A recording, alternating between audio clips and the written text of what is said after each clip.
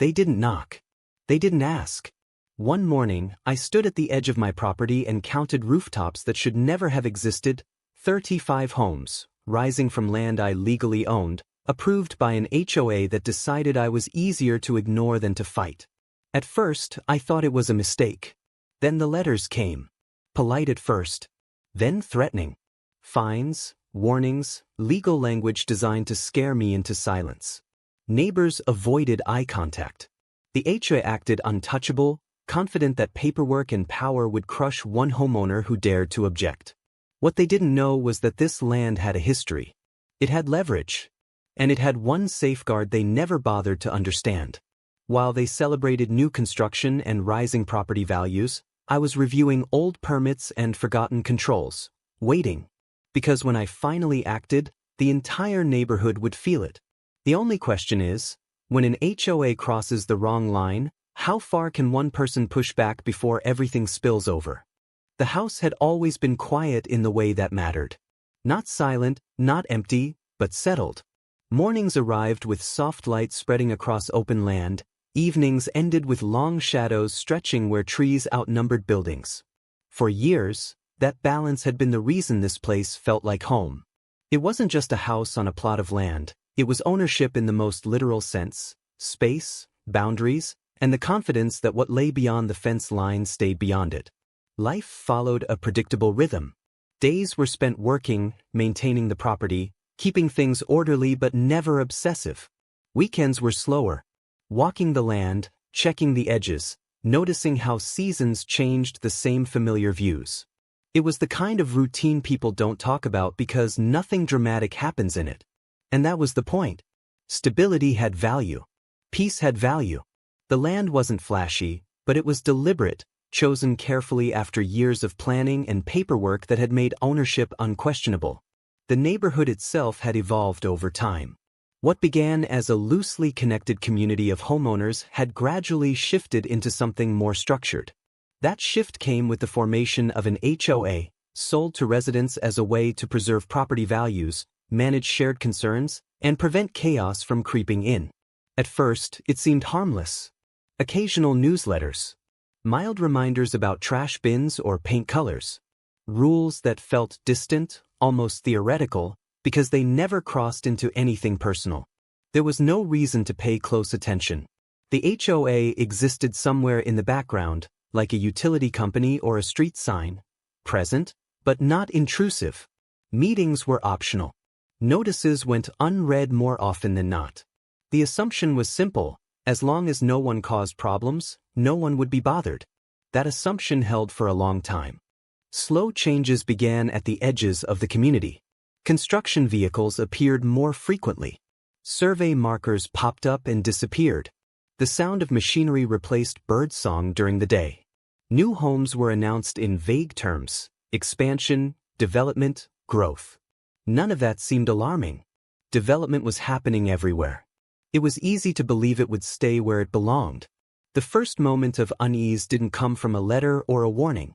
It came from noticing movement where there shouldn't have been any. Trucks parked too close. Workers stepping past invisible lines. Equipment stored overnight on land that felt uncomfortably familiar.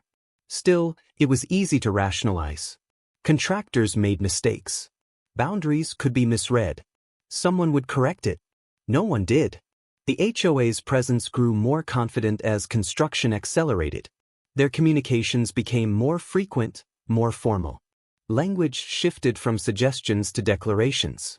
Notices referenced approved plans and community decisions, phrasing that implied consensus without ever asking for it. The tone wasn't aggressive, but it wasn't apologetic either.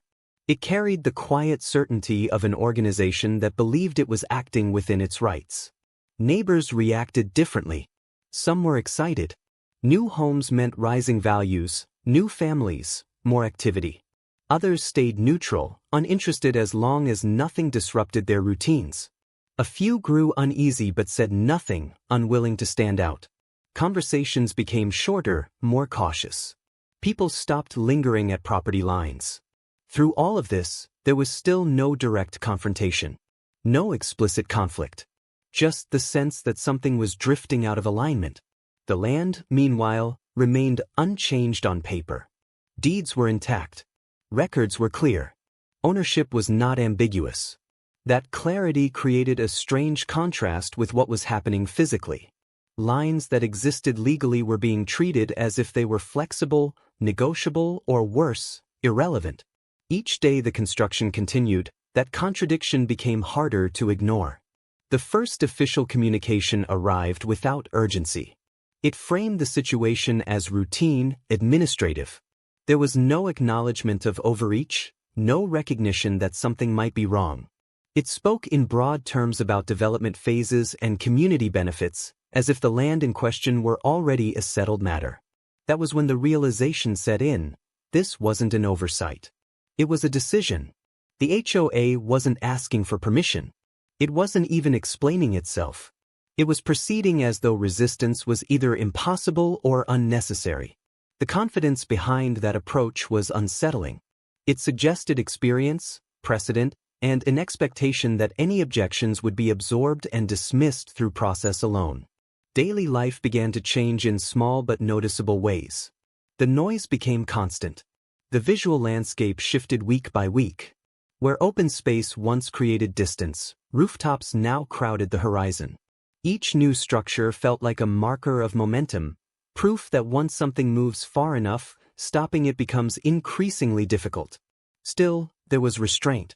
No dramatic reactions. No emotional outbursts. Just observation and documentation. Watching. Taking notes. Understanding what was happening before responding to it. Because reacting too early, without clarity, would only strengthen the position of those already moving forward. What the HOA didn't seem to understand was that patience isn't the same as surrender. Behind the calm surface, questions were forming. How had approvals been granted? Who had signed off on boundaries that didn't align with reality?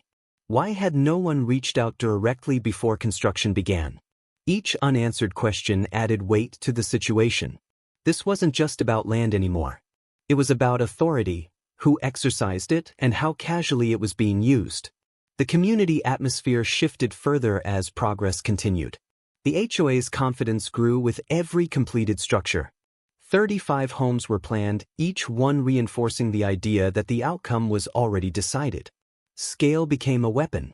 The larger the development grew, the harder it would be to challenge without appearing unreasonable. That was likely the point. From the outside, it looked like a lone homeowner standing against an entire neighborhood's future. From the inside, it felt like watching a slow-motion violation being normalized through repetition. Each day without resistance made the next day's overreach easier. Yet beneath the surface, something else was taking shape. Quiet preparation. A deeper look into records, permits, and controls that predated the HOA itself. The kind of details organizations overlook when they assume compliance is guaranteed. The setup was complete long before anyone realized there was going to be a conflict at all. The land was still legally intact. The rules the HOA relied on weren't as absolute as they believed. And the silence they mistook for weakness was, in reality, calculation. Because when a system grows comfortable ignoring boundaries, it often forgets to check the ones it cannot cross. What had once felt like background noise turned into a constant presence. The HOA was no longer distant or abstract. It moved into daily life with precision and persistence, tightening its grip one notice at a time. What started as quiet construction had now evolved into something unmistakably deliberate, an operation backed by confidence, paperwork, and a belief that resistance would collapse under pressure. The first fine arrived without warning. It cited a violation that didn't exist, tied to land that supposedly fell under HOA jurisdiction. The amount was small, almost insulting, as if designed to test compliance rather than enforce order. It carried a due date, a reference number, and a tone that suggested payment was expected, not debated. Ignoring it felt risky. Challenging it felt premature. So it was documented and set aside. Then came the second fine. And the third. Each one referenced a different technicality: unapproved land use, interference with community development, failure to comply with HOA directives. None of them addressed the core issue, that the HOA was building on land it did not own. Instead, They reframed the situation as though the homeowner were the problem. The language was subtle but intentional. Responsibility was being shifted through repetition. Emails followed. Formal, carefully worded messages that never directly accused but strongly implied obstruction. Phrases like community cooperation and shared responsibility appeared again and again. They spoke of progress, timelines, and collective benefit, painting resistance as selfishness. The underlying message was clear: fall in line or be isolated. Construction intensified. Trucks arrived before sunrise. Workers stayed past dusk. The noise was no longer temporary, it was relentless. Dust settled into everything. Access routes changed without notice. Temporary fencing appeared overnight, pushing closer to areas that were unquestionably private. Each adjustment felt like a small trespass, but together they formed a pattern that was impossible to ignore. Attempts to communicate were met with deflection. Questions received delayed responses. Concerns were acknowledged but never addressed.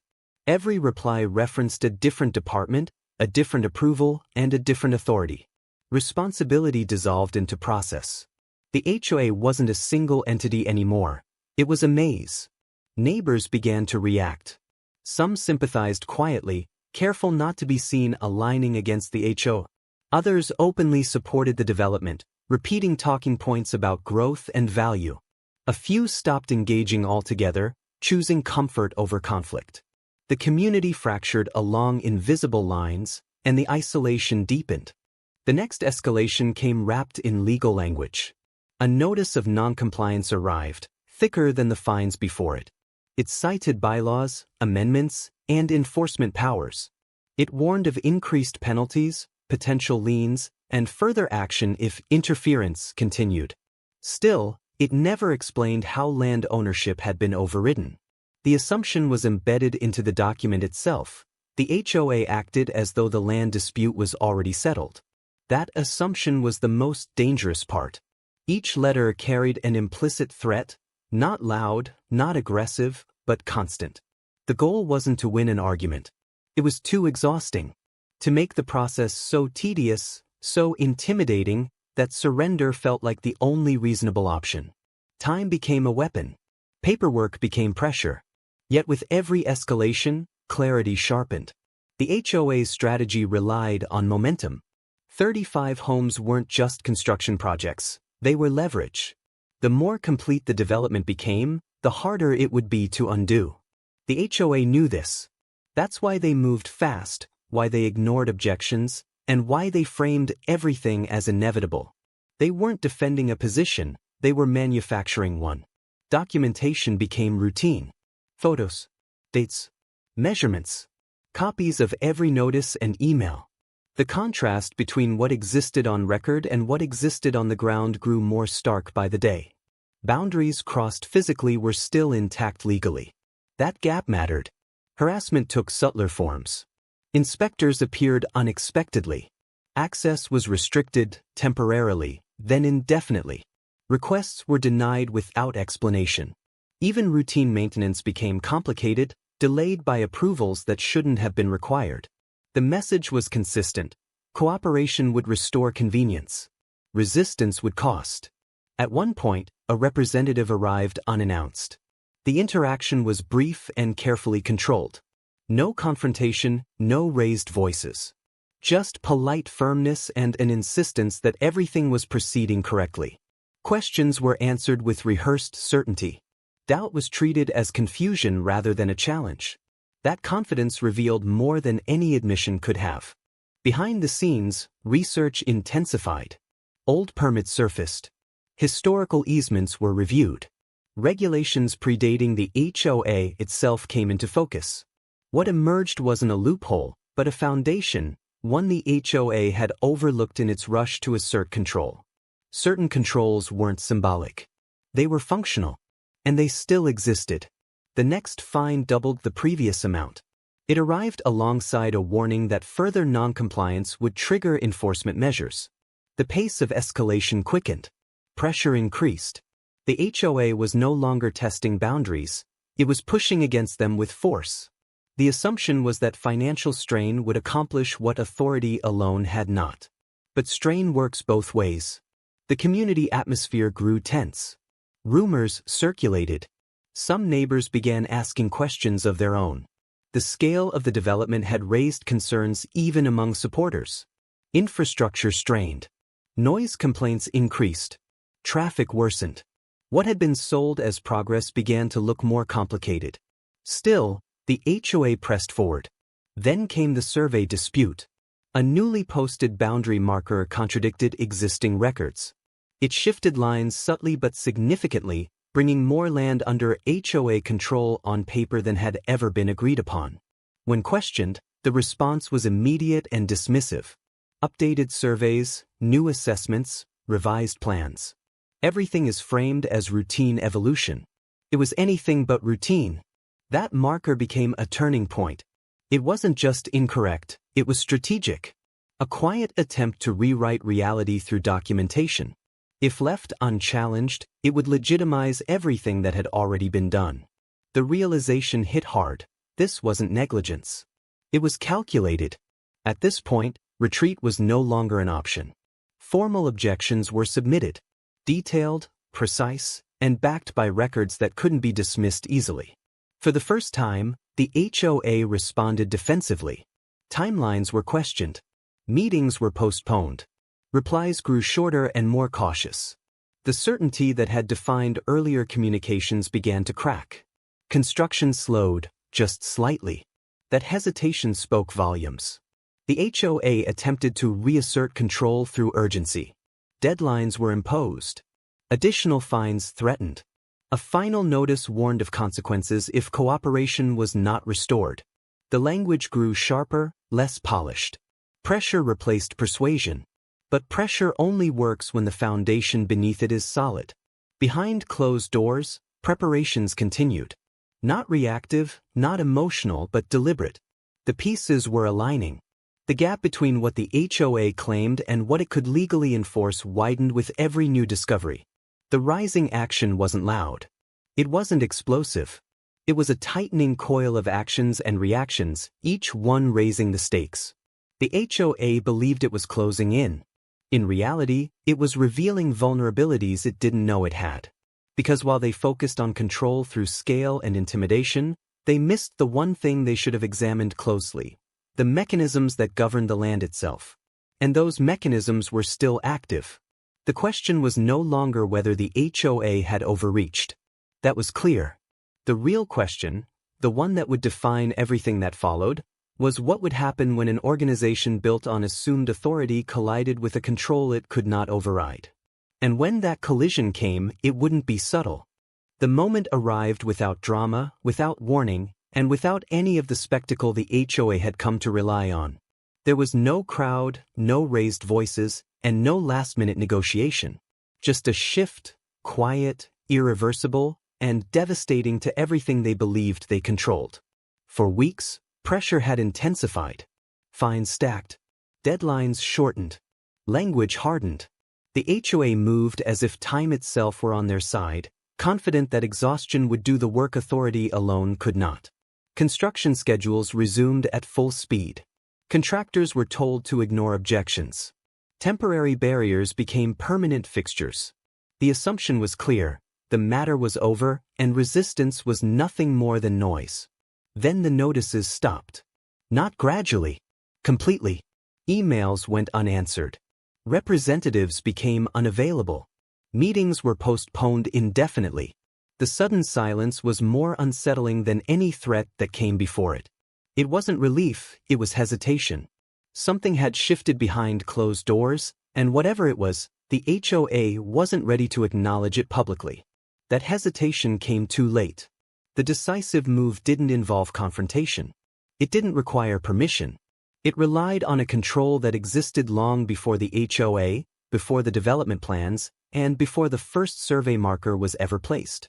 A control buried in permits and infrastructure documents most people never read, because they assume they will never need to. The HOA had built aggressively, confidently, and carelessly.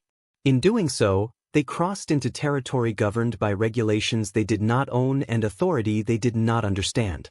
The land wasn't just property, it was functional. And that function came with safeguards.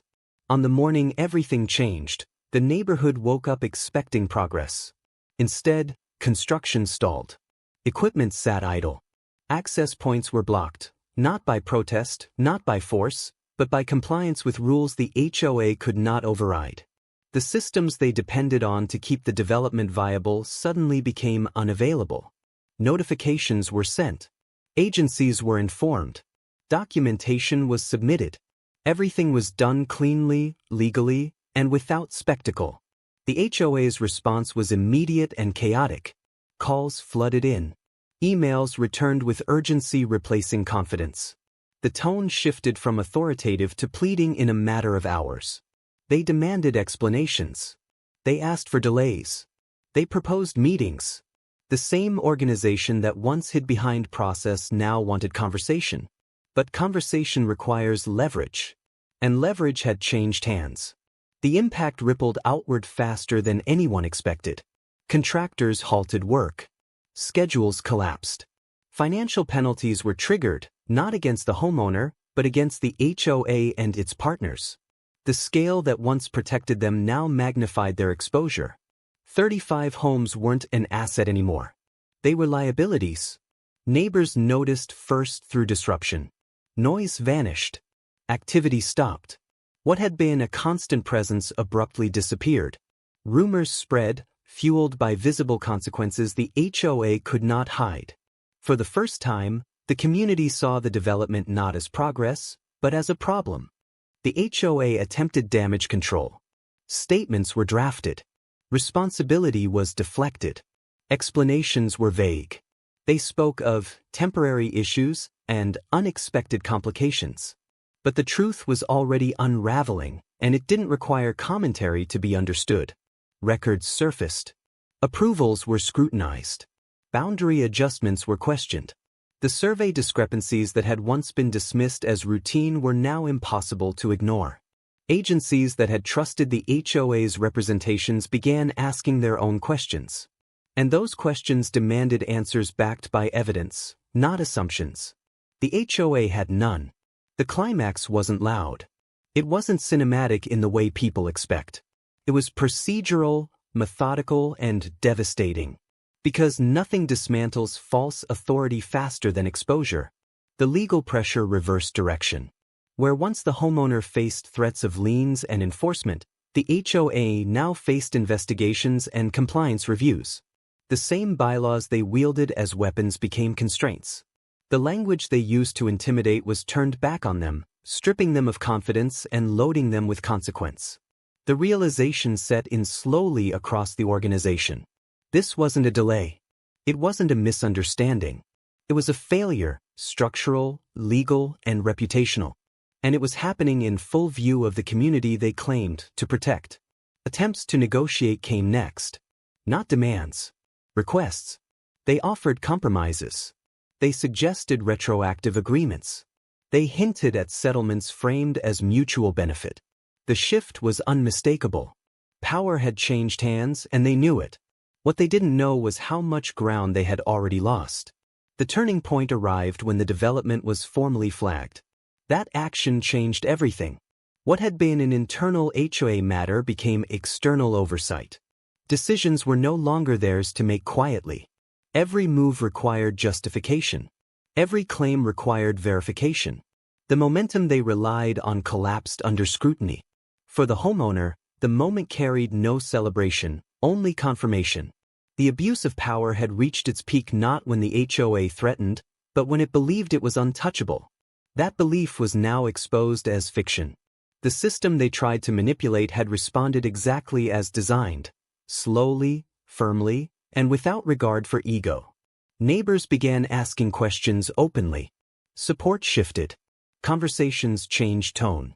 The narrative the HOA had carefully constructed fell apart as facts replaced assumptions. People realized they hadn't witnessed growth. They had watched overreach disguised as authority. The HOA's final attempt to assert control came in the form of a notice, carefully worded, cautiously framed, and devoid of the certainty that once defined their communications. It acknowledged discrepancies. It promised review. It avoided blame. It was too late. The climax wasn't about punishment. It was about exposure. About watching an organization built on confidence unravel under the weight of its own assumptions. About seeing power lose its grip when it collides with something it cannot intimidate. As construction remained frozen and consequences continued to compound, the outcome became inevitable. The development could not proceed as planned. The authority the HOA claimed no longer existed in practice or perception. The land remained intact. And the silence that followed wasn't uncertainty, it was defeat. Because when an organization pushes past its limits, ignores its boundaries, and mistakes compliance for consent, it doesn't collapse in chaos. It collapses in plain view. And the only question left hanging in the air was not whether the HOA would recover, but how much of what they built would have to come undone before this was truly over. The resolution did not arrive with applause or headlines. It arrived slowly, through documents stamped and re-stamped, through timelines revised until they no longer resembled the original plans, and through an unmistakable shift in who controlled the outcome. What followed was not chaos, but consequence, and that distinction mattered. The HOA's first formal acknowledgement came weeks after construction stopped. It was cautious, restrained, and deliberately vague.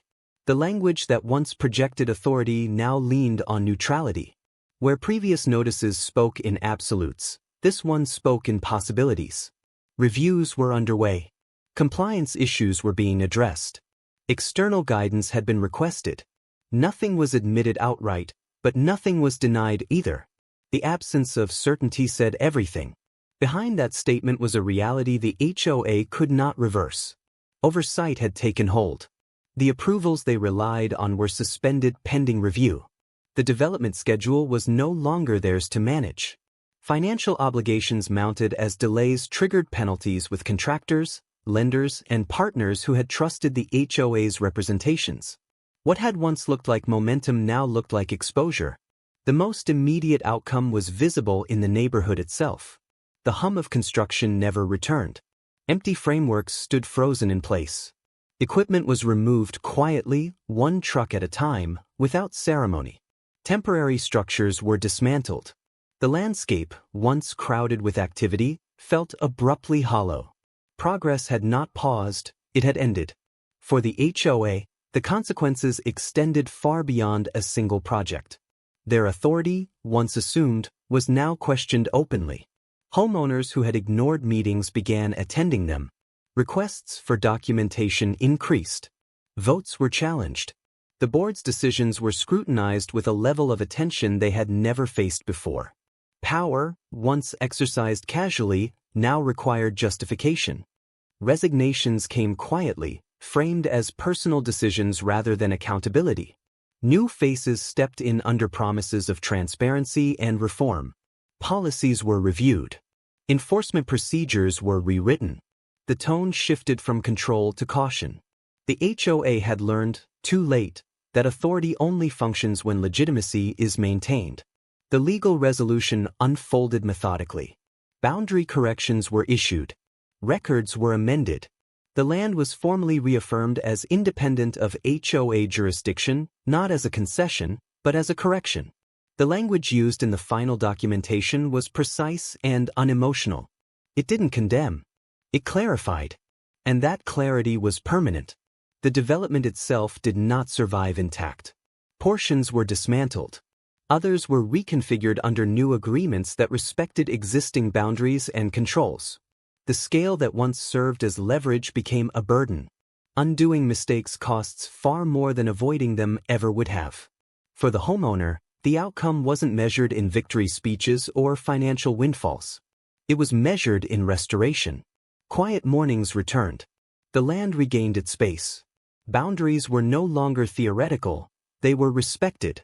The pressure that had dominated daily life dissolved, replaced by a calm that felt earned rather than assumed. What lingered, however, was perspective. The dispute revealed how easily authority can drift when it goes unchallenged. How quickly process becomes a shield for overreach. How often silence is mistaken for consent. The HOA had not set out to destroy trust, but it had treated it as infinite. That miscalculation cost them more than the project itself. Neighbors felt the impact long after construction ended. Some expressed regret for staying quiet. Others admitted they had trusted the HOA without understanding its limits. Conversations became more candid. Community involvement increased, not out of enthusiasm, but awareness. People had seen how fragile balance could be when power was concentrated too comfortably. The long-term consequence was cultural. Rules were no longer accepted at face value. Authority was no longer assumed to be correct simply because it existed. Questions became normal.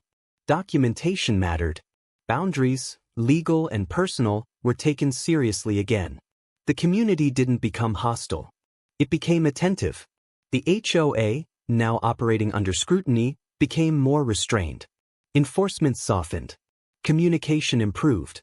Decisions slowed. That change wasn't weakness, it was correction. They had learned that control exercised without accountability invites resistance, and resistance, when justified, does not fade. The final resolution arrived not as a single moment, but as a realization shared across the community. The conflict had never been about development alone. It had been about assumption. About what happens when an organization forgets that its power is conditional, derived, and revocable. Nothing dramatic marked the end. No announcement declared closure. Life simply resumed, different, but stable. The land remained intact. The development no longer defined the horizon. The HOA continued, but chastened. And the takeaway was unavoidable. Systems are only as strong as the limits they respect. Authority only works when it acknowledges the boundaries that give it shape. When those boundaries are ignored, even quietly, the correction will come, not always loudly, not always quickly, but inevitably. The story ended without spectacle, but with clarity. One homeowner had not defeated an HOA through force or outrage, but through patience, preparation, and an understanding of where real control begins and ends. Because when power overreaches, it doesn't collapse because someone shouts. It collapses because someone pays attention. And the final question left for anyone watching was not whether this conflict was extreme, but how many others go unnoticed simply because no one is willing to push back far enough to reveal the truth.